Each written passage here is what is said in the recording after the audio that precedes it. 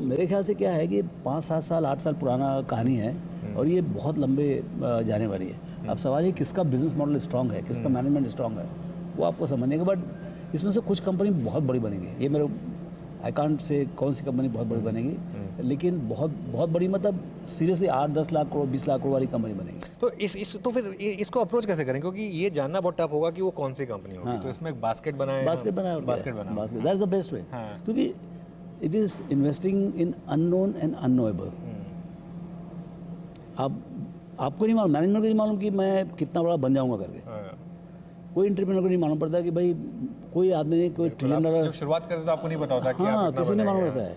हर आदमी एक limited objective लेके चलता है कि हम ये कर डालेंगे, हम वो कर डालेंगे, लेकिन बिजनेस जिस तरह से रिस्पॉन्ड करता है, कंज्यूमर जिस तरह से रिस्पॉन्ड करता है, जिस टाइप की दूसरी चीज़ें बनती है, टेक्नोलॉजी जिस तरह से रिस्पॉन्ड करता है। अभी क्या पता क्या क्या टेक्नोलॉजी आएगा। अभी जैसे वो चैट जीपीटी है, पता नहीं वो क्या करेगा वो, you know. So you don't know. मतलब अब जैसे हमने जब ब्रोकिंग चालू किया था तो हम तो पेन पेंसिल से करते, मतलब I used to do accounting physically. मतलब we are the early adopters of computers in first 2 years।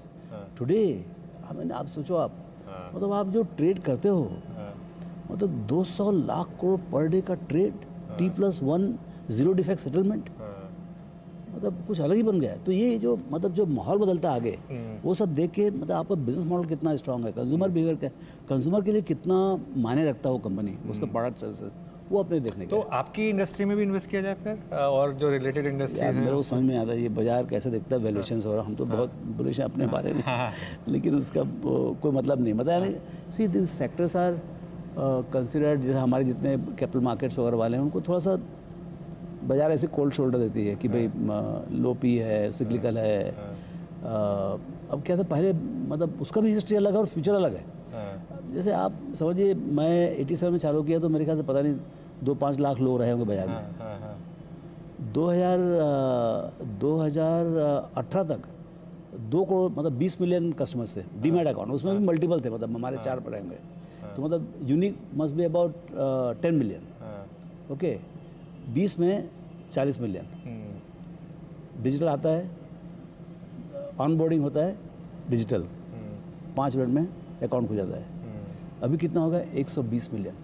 तो जो 20-30 मिलियन से 120 मिलियन हुआ है और हर महीने 2 मिलियन कस्टमर आ रहे हैं, वो ट्रेंड जो है ना मेरे ख्याल से कहीं नहीं है। आपको मैं एक स्टडी देता हूँ, 1987 में total turnover was 200 crore per day, A group B group सब मिला के, और उसका T+15 डेज में सेटलमेंट होता था। T+15 का तो सौदा होता था और T+21 में सेटलमेंट होता था। याद ही नहीं रहता होगा कि क्या सौदा लिया था, पता नहीं।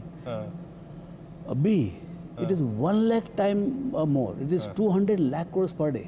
1 lakh, you tell me one industry T+1 का सेटलमेंट। वही। रामजी सर, आपने 87 की बात कह दी, ये जो आपके यहाँ पे पिक्चर है, जरा इस पर फोकस करेंगे आप। ये क्या वो ये पिक्चर है या पेंटिंग है? ये this is a painting done by one of the painters, भवन। हाँ, भुवन। हाँ, 2017 में बनी है ये पेंटिंग।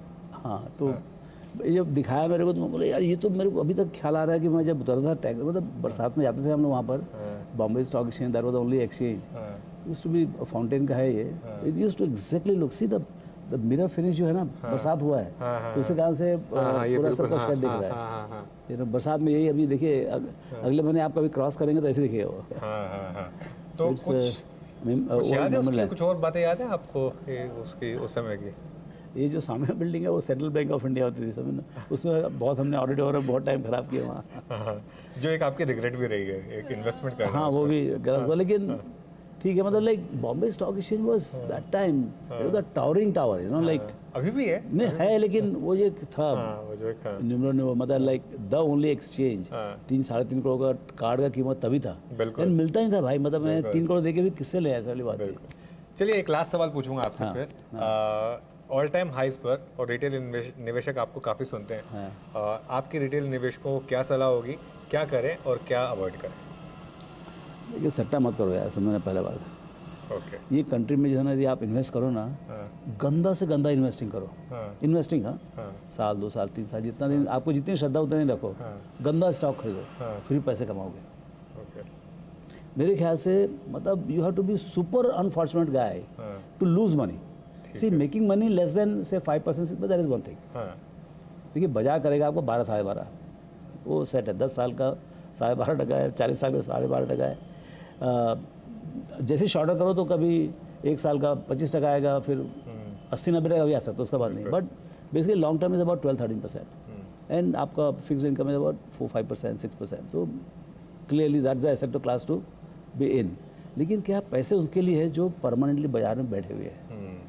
कितना भी महारथी आ जाए, बाजार को प्रेडिक्ट नहीं कर सकता। बिल्कुल। तो भैया चलो ये बॉटम है, ये टॉप है, मेरे को 20% निकालने दो, और बॉटम में अरे भैया तू ही भगवान है क्या? हाँ, तो किसी के पास नहीं। आप एक बार सही हो सकते हो, हर बार सही नहीं हो सकते। बिल्कुल। तो बेस्ट इज़ टू जितना अलोकेशन है उतना डालो। यदि आपको समझ में नहीं आता तो आप इंडेक्स खरीदो।